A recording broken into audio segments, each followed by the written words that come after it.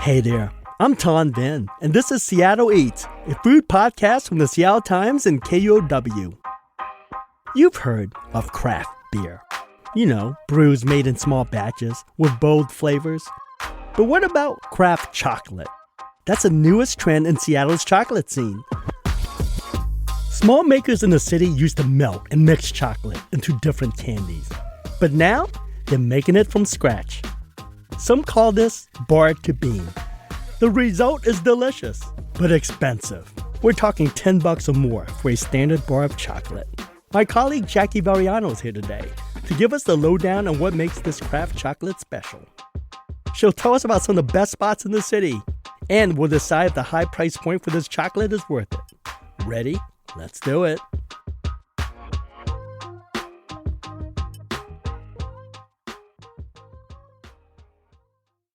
Hello, Seattle Eaters! I'm here in the studio with a buffet of chocolate and my sweet colleague at the Seattle Times, Jackie Varriano.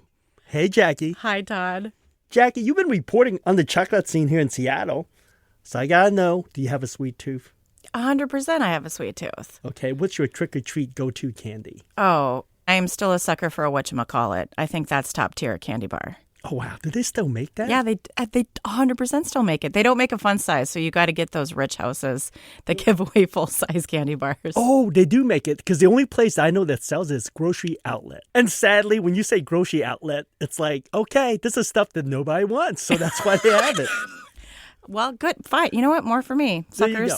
So what else besides that do you like in terms of chocolate? Mainstream chocolate. Anything that's a dark chocolate is good. Although, have you had that new pink chocolate? There's a pink chocolate. I have don't know not. why it's pink, but I think it's a marketing scheme that I'm falling for. I had pink salt chocolate, which is a Peruvian thing. I know it sounds very bougie. Yeah, well, it's you. I'm not surprised. Onward, let's talk about the history of Seattle's chocolate scene, because you've been reporting on the changes that's happening. So tell me, Jackie, what was it like before the shift to artisanal chocolate? Seattle has been a chocolate melting town for a really long time. I mean, Brown and Haley, they make almond roca. They've been making it for over a century. Frango chocolates, if you ever had La Frango, that was originally founded in Seattle in 1918. Franz has been around for a long time. So when I say chocolate melting operation, I'm saying that the chocolate is already in its finished. Maybe you're buying it as like a disc or a bar and you're melting it down to make confections or desserts or truffles or something like that, which is exactly what Franz does. We didn't really make our own chocolate. And that shift started happening, I think, when KUOW first opened their doors in 2005. They were kind of the first bean-to-bar chocolate maker in Seattle. And then it's just grown since then to now there's a handful of chocolate makers in town. Even people that are longtime businesses like Seattle Chocolate started making their own chocolate a year ago. Yeah. When I think of chocolate, Jackie, not me, just everyone think of KUOW's chocolate. That's just comes synonymous with Seattle. Yeah. What is the deal with KUOW now? What happened to them? Well, in 2023, they sold to the American Licorice Company, and then they still kept a retail presence here up until February, actually. Both their retail shops closed their doors on February 13th, and so now they have no localized Seattle presence at all. Oh, wow. That's a shame. You know, besides KUOW, I think the seminal moment in Seattle, if you can call it that, Seattle chocolate history, is around 2008. President Obama, or candidate Obama, was introduced to smoked salted caramel at Franz Chocolate. Right? Yeah. And he called it the best chocolate he ever had. Yeah. And everyone went bonkers. Like it was sold out. You couldn't get it anywhere in the city. And people thought that this was a seminal moment, the breakthrough watershed moment in Seattle chocolate history. Yeah. But it was just sold out for a couple months and the world just went back. The world just went back. Right. So it was come and gone. Yeah. But I feel like this movement we're in now, the artisanal chocolate movement, is not forced. It feels more organic and real. So tell me, what is this that people call bean to bar? So bean-to-bar chocolate is where a person is buying fermented cacao beans. They're roasting them, they're cracking them, and then they're putting it in a refiner and they're grinding it from that bean to like what we think of as liquid chocolate. And then further taking that and maybe they're tempering it, pouring it into a bar. Maybe they're making powdered chocolate. Maybe they're making drinking chocolate. I mean, anything that is a finished chocolate product, but they're doing the whole process themselves. Oh, wow. Whereas before it's just melting. Totally. It was like melting the already roasted ground cacao nibs. Well, Jackie, we have all these bars in front of us, so we got to taste this. Because I want to understand the nuances of this craft chocolate. Oh, this yeah. bean to bar. Because I think it's hard to get a real handle on it, especially when you're in the grocery store, you're in a chocolate aisle, or you already have an idea of what you like in chocolate. Well, this is a neat trick I learned when I go on chocolate tours. Someone gave me a Hershey chocolate bar because that was the best way, because this is, in America, this is the benchmark. Yeah. So it's good to compare like artisanal chocolate to a mainstream corporate chocolate. Yep. So let's try a Hershey's milk chocolate. I can't remember the last time I had a Hershey's. It's just It's a sad snap. it's so fragile. It's just like I didn't even try to break it and it just broke. It's so brittle. Okay. Okay, so on your chocolate tours, I'm assuming that you've heard different ways to eat chocolate. Yes. So you don't just... I heard that you're not supposed to even eat chocolate. It's counterintuitive. You just put it in your mouth and let it melt. Exactly. That's crazy. I mean, a Hershey's, I just feel like I want to get it over with, so I want to eat it fast. First world problem. Jackie considers torture, eating Hershey's chocolate. This is when you know you had it good, America. I know. Sorry, go ahead, Jackie. Oh, you ate it. I didn't even see you. Like, okay, my turn. I had to start. I had to get it in there. It tastes like childhood, honestly. Right. It tastes like one of those like bite-sized Halloween trick-or-treat candy you get. Mm-hmm. I don't know what's on the back end, but I don't love it. Yeah, it's very cloying, very artificial tasting, very chalky. And I would say it doesn't taste like chocolate. It tastes like sugar. Yeah. Or like Nesquik chocolate powdered, right? Or like when you have like an artificial banana and it's like, oh, this is what the idea of what a banana is like. This is the idea of what chocolate is like. Yeah. So now that we have, or I wouldn't call it benchmark, but or a starter, let's try one of the fancy pants one. So, Jackie, tell me about Maeve. Okay, so Maeve sounds unfamiliar, but it's going to be very familiar because it's actually the brand that was Seattle Chocolate. It's been around since 1991. In 2001, after the Nisqually earthquake, Jean Thompson took over. She was a former investor. And then she started running the company. And her daughter, after she graduated from college, started working there. And her daughter came to Jean 3 years ago and was like, guess what, Mom? Seattle Chocolate is boring and no one cares about it anymore. And she was like, Gen Z and millennials, they want to feel connected to a brand. They want to see a brand that reflects their ideals. So I think we need to rebrand. And so they just launched this new brand, Maeve, last month. And clarify this for me, because Maeve is a brand, but also have a fancy, higher-end brand, don't they? Yes, they do, because Maeve is known for truffle bars with a melt-away center, and their higher-end, like, full chocolate bar brand is J. Cocoa. And that launched in 2012, and that's a solid bar chocolate, which is more comparable to, like, what other artisan chocolate makers in Seattle are doing. Because Jackie is such a hotshot and she couldn't be bothered buying chocolate, I went on chocolate shopping duty to buy all the bars for this tasting today. And it's funny, when I went to the shop in Tukwila, and I said, hey, J. Cocoa, how do you describe it? The salesman says, this is what you serve on your dates. This is what you serve on charcuterie plates or cheese platter. Really? Like, yeah. And don't act like going and buying a bunch of chocolate was a hardship for you. I know you liked it. I did. Let me try to break this. Oh, ooh, I like that snap. Aggressive. So you know J. Cocoa is fancy because this bar is only 1 ounce of chocolate and it's $3.75. The flavor is Himalayan salt and toffee milk chocolate.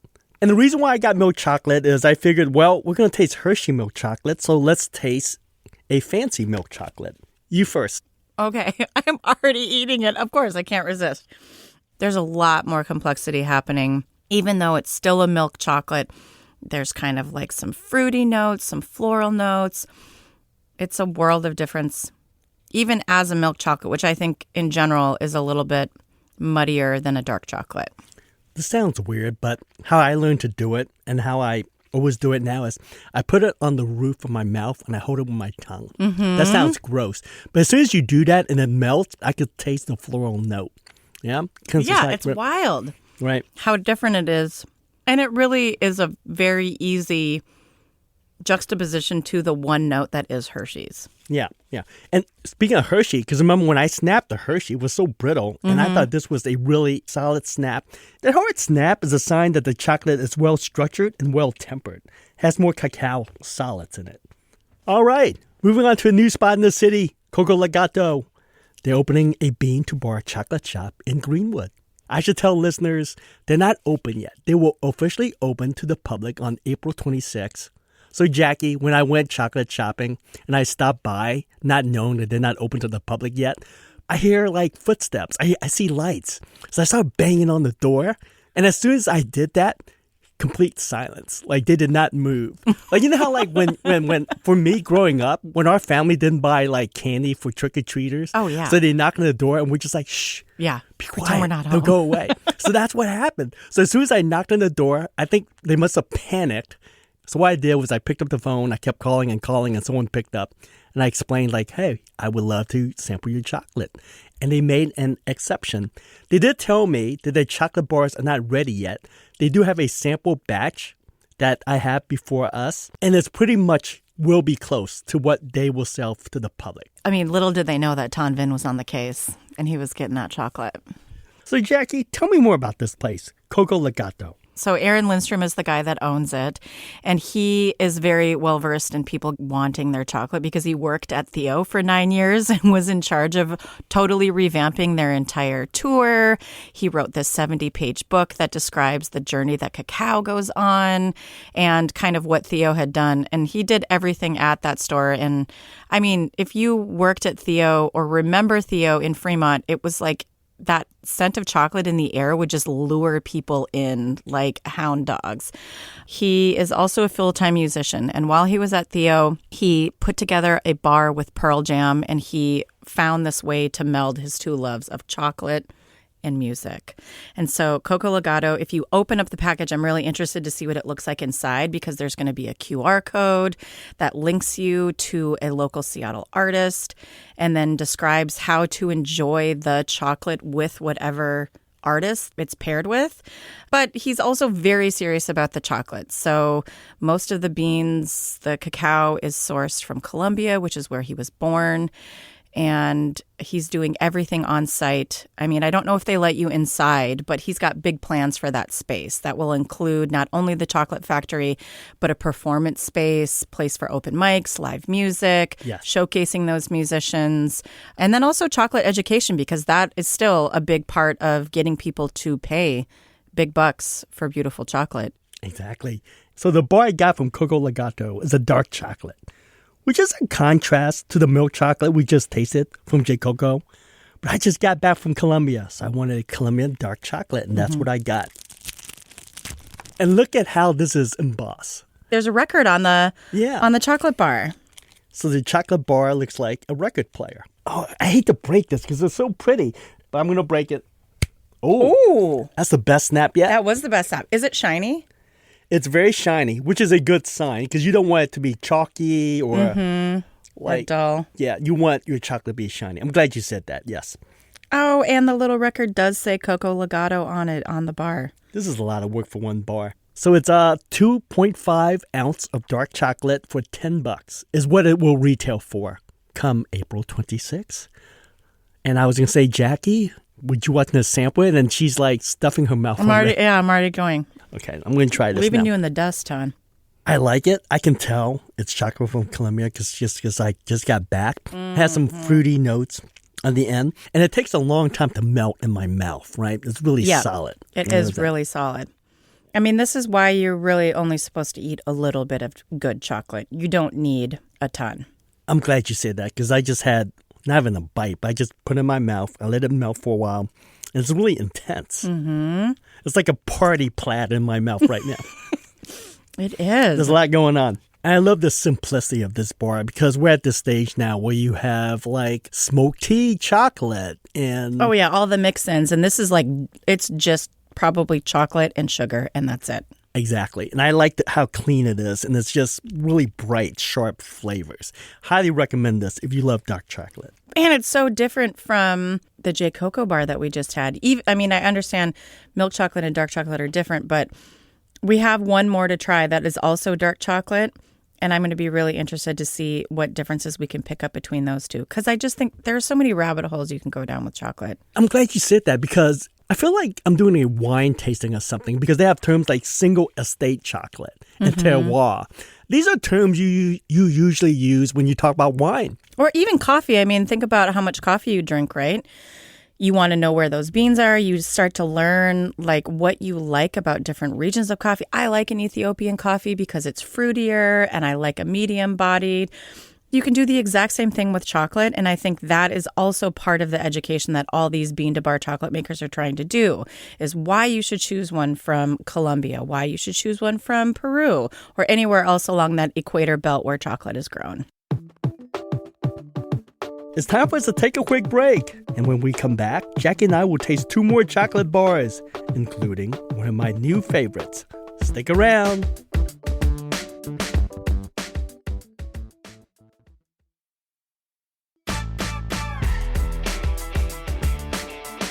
Jackie, let's talk about the third one. And the third chocolate I got is from Spinnaker. They are located in Bryant near the University Village.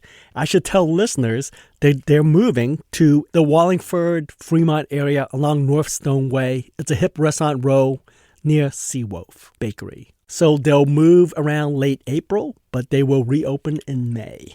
Yeah, they want to do a soft open in time for Mother's Day because they've got a lot of kid-friendly plans for their huge new space. It's 4 times bigger than the one that they have now. And I should say they are Kelly and Chris Van Arsdale, their brothers, that started making chocolate as a hobby in Santa Cruz in Chris's garage. They started giving it to their friends and family for years until finally their friends were like, you should start selling this to us and stop giving it to us. They moved to Seattle in 2021 and then opened that space in Bryant in 2022. And they are very serious about chocolate. And I would say it's the priciest of the three. It is the priciest. Yeah.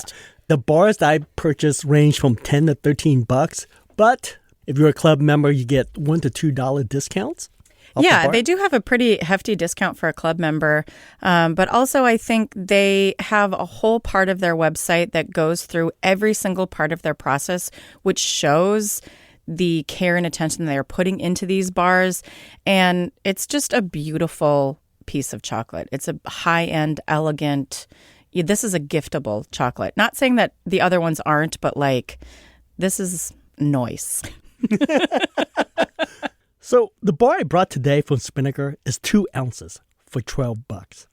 It's called Vanuatu. And reminder to listeners that the names of these bars are in our show notes. Vanuatu is a chain of islands in the Pacific Ocean.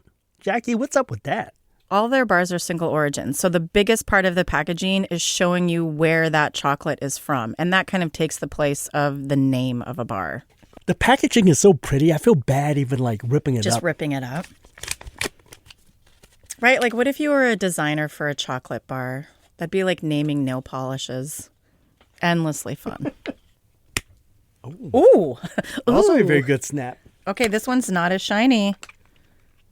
Oh, wow. As soon as it's in my mouth, it tastes dramatically different, right? And this is when we talk about terroir. We're not in Colombia anymore, people. No. This is way earthier, funkier. It's ashy. It's flinty. If I was talking about a wine with this flavor, I would say it has a lot of minerality. But it's almost like smoky. Like, I want a glass of whiskey with this chocolate. Yeah, I like it. But I would say that this might be more an acquired taste for people. Whereas the last one we had is more mainstream. It's just basic chocolate. This is really intense, I would say. I do feel like Willy Wonka because I cannot believe how different these bars are if you sit with them for just a minute or two and think about what you're eating. Yeah. And as you were talking, I noticed it went from ashy and flinty to like gamey and savory at the end note here. Yes. Yeah. It's an interesting bar. I would definitely highly recommend this. It's such a complex bar. It's really intense. I'm not convinced that all our listeners would like it. I love it because it's so shockingly good to me. Like, I didn't expect a chocolate bar to taste like this. Now, are you tempted to try the Hershey's again? Oh, God, I don't think you can ever go back to Hershey. Go back. Right? No. I know we said we're just going to taste one chocolate bar at each chocolate shop, I can help myself. I can help myself. So I got a second bar at Spinnaker. It is made with maple sugar. Because the last two bars we've had is pretty much, just straight dark chocolate. And I hate these flavored, adulterated bar. But I sampled it, and it's just one of the most amazing things I've tasted in a long time. Okay. So let's try this. Okay. The bar is called Haiti Dark Oat Milk with Maple Sugar. 58% cacao. There's oat milk in it too? Yes, there's oat milk. I hope it's not overly mapley. Ooh, why is the snap so satisfying? I don't know. I feel weird about the level of satisfaction I'm getting out of that snap. This actually tastes a little different than when I had in the store. It's kind of raisiny, kind of dry, fruity-ish. So raisiny. Yeah. And like dried cherry and... Even though the label on this chocolate bar, it's the most expensive bar in this tasting. It's $13, again, for just 2 ounce. But it doesn't taste that sweet, even though it's made with maple sugar.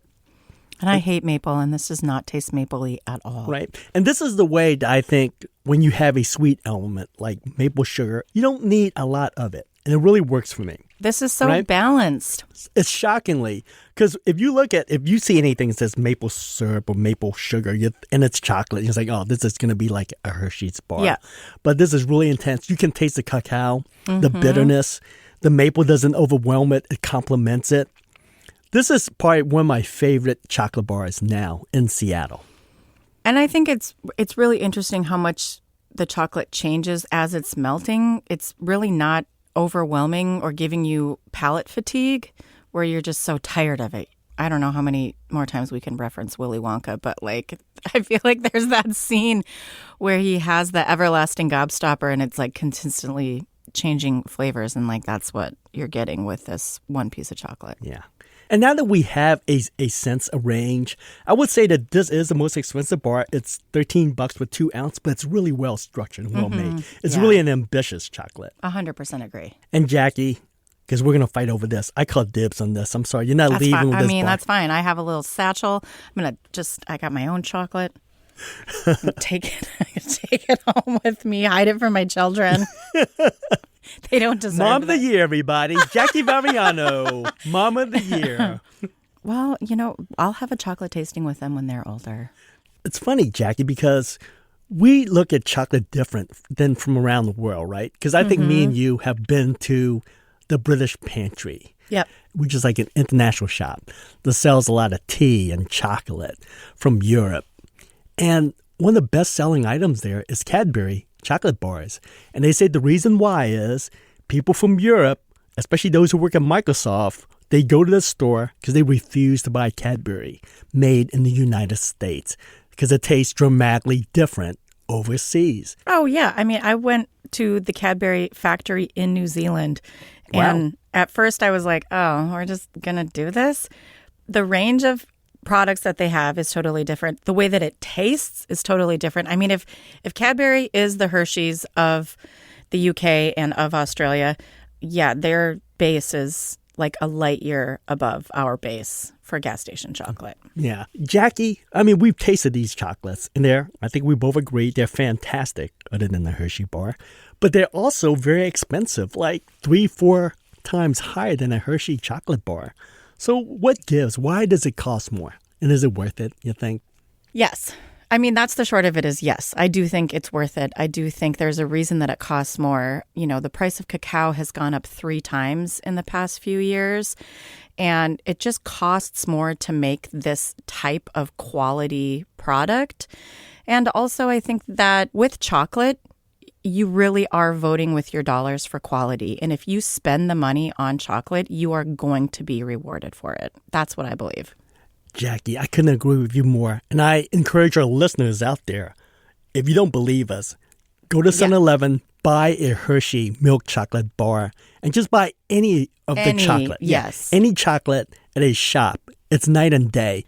And I think you're going to redefine how much chocolate you need. You can eat a whole Hershey bar in a sitting, but if you're going to buy a high-end bar, you're going to be so much happier with such a smaller amount. And that $12 is going to last you way longer.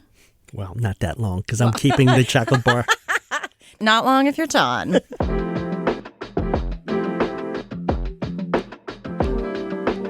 Jackie, thanks for telling me about your reporting and giving me an excuse to eat chocolate in the middle of the day. I mean, yeah, same. Always happy to be here. That's it for today. We have a list of all the chocolate makers we talked about in the description of this episode.